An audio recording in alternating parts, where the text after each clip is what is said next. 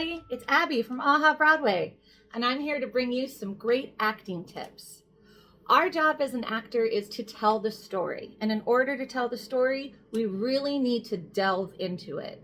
And often in writing and research, we ask 5 simple questions: who, what, where, when, and why. By answering those questions with the information you're given, you're going to be able to give a really truthful and honest performance. So today, let's talk about the who. No matter what part you have in a play or musical, you need to know who your character is. That means, who are you? Doesn't matter if you're the ensemble, a lead, or second tree from the left. You need to know who you are. And you have to come up with those answers. Oftentimes, your director doesn't have enough time to really give you that in-depth. It's your job as the actor to create that background. So who is your character? I want you to come up with, what does their family situation look like? Did they have a lot of brothers and sisters?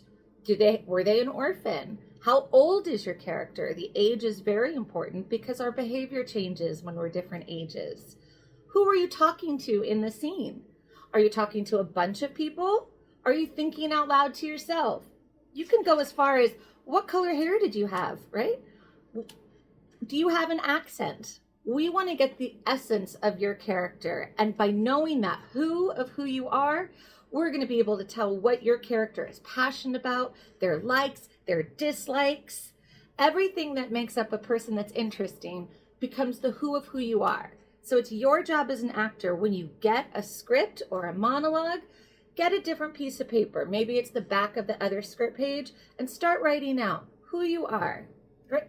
All of those questions: age, family, right? The relationship to who you're speaking with. By answering the who of who you are, we get to know you as your character, not just you as the actor. So stay tuned for the next one, guys. Thanks so much.